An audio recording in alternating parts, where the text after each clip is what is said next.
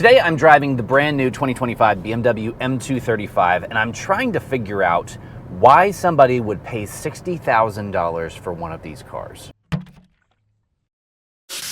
In the $60,000 price range for BMW, you can buy quite a few cars. They're not all going to be new cars, but you can buy pre-owns, like the BMW M2 Competition, the F80 M3, and even like simple things like a BMW M340. Like, that's bigger than this. Why would you buy something that's this small? I feel like that's why BMW hasn't sold too many of these, because these are not a high volume car for BMW. Whenever the 2 Series first came out, it was BMW's idea to give the market something a little bit less expensive and a little bit smaller as like an entry into the brand. But I remember looking at those cars and just thinking to myself, this is not very much car for the money. And honestly, I'm kind of thinking the same thing about this, but we're gonna give it a shot anyways. BMW's actually changed quite a bit about this car since 2024, so we're gonna hop out and take a quick look around it. So there's quite a few differences in the new 2 Series than the old one, and while they look similar in a lot of ways, there's a lot of ways that they also look different. So BMW's simplified the front end of this one quite a bit.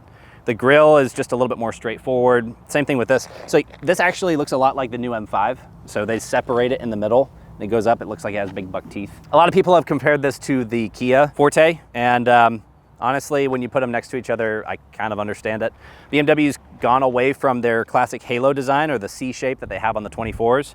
They've gone to the straight bars on the front headlights. Another thing that I'd like to point out is that the side mirrors, or the wing mirrors, on these are a little bit more aggressive.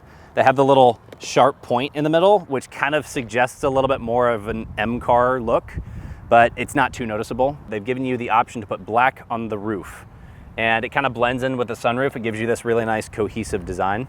As we move on to the back, there's quite a few changes. The first thing that you'll notice is that the xDrive is gone. All of these are standard xDrive though, so they don't really feel the need to put it on there, I guess. One of the things that I think is kind of funny is that they've made the M2 bigger than the 35.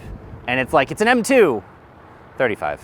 The taillights have gone to a traditional 4 light design. So you got 2 on this side, 2 on that side, instead of the single beam that you see on the previous generation 2 Series. And then BMW is giving you back the classic quad tip exhaust that you can find on most all of their M cars. That part I really like. It looks really good. With all the cosmetic changes though, has this car gotten better?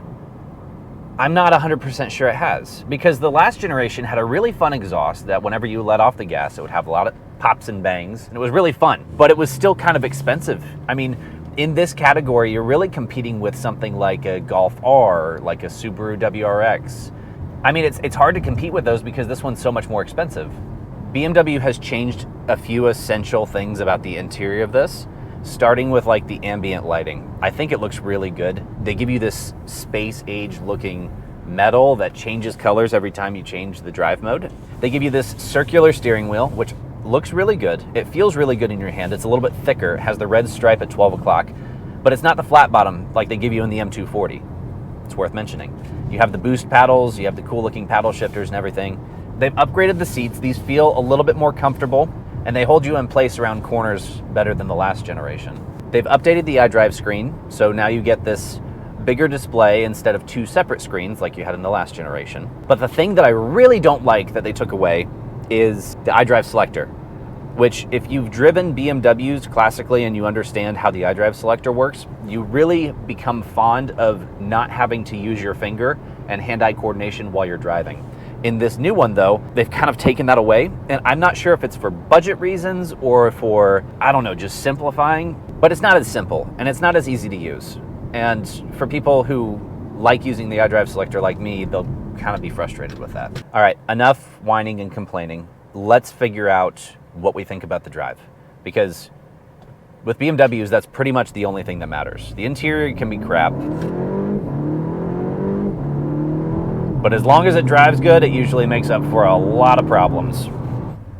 The BMW M235 is unique because it's the only BMW car that has the transverse mount all-wheel drive system with the power coming from a 2.0 4-cylinder, making 312 horsepower and just under 300 foot-pounds of torque.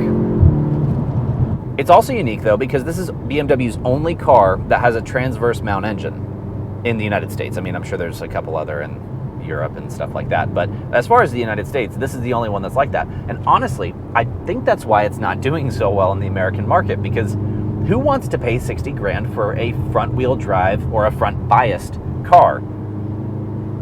It doesn't make too much sense. I mean, you have your Golf, you have your Civic, like this competes directly with the Civic Type R, but it's just way more money. It's like, I don't know, it's frustrating.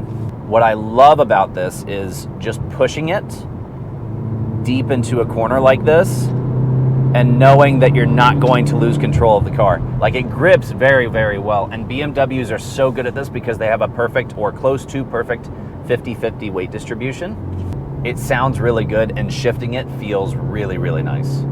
So let's test out the performance. Let's do a 0 to 60. And 3, 2, 1, go.